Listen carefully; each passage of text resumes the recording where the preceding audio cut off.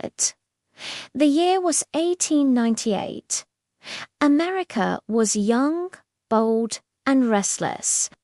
Its cities were booming, its factories alive with fire and steel. A nation that had once looked inward was beginning to glance across the seas, wondering if destiny lay far beyond its shores, and just 90 miles south, on the island of Cuba, rebellion was in the air. For decades, the Cuban people had fought to break free from the grip of Spain, one of Europe's oldest empires. The struggle was bloody, desperate, and it echoed across the waters until it reached American ears.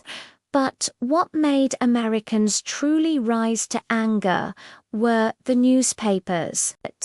Pages filled with stories of Spanish cruelties, some wildly exaggerated. It was the age of yellow journalism, where headlines screamed louder than the facts. And soon every breakfast table in America buzzed with talk of Cuban suffering. Then came the spark. In February of 1898, the battleship USS Maine sat quietly in Havana Harbor. Officially, it was there to protect American citizens. But on one terrible night, an explosion ripped through its steel hull. More than 260 sailors perished. No one knew for certain who was to blame.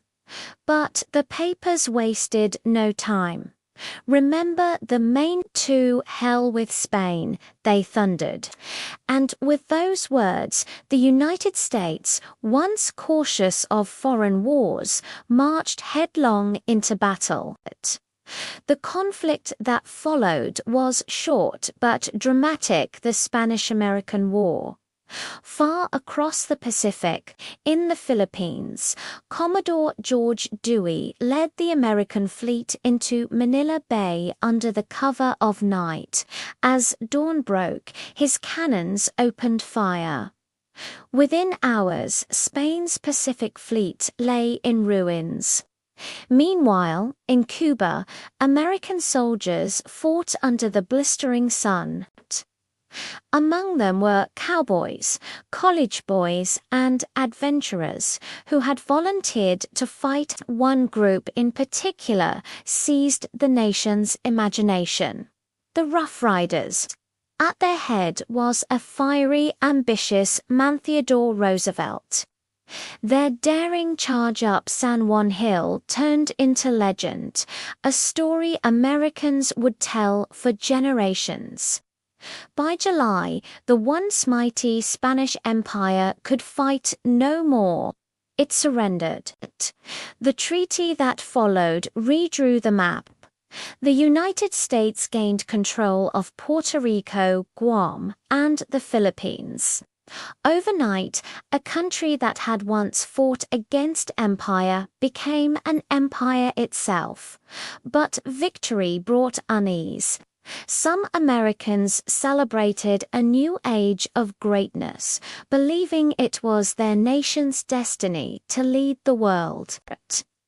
Others warned that ruling people without giving them freedom betrayed the very ideals America was founded upon. Still, there was no denying it. After 1898, the United States would never again be just a quiet republic across the ocean.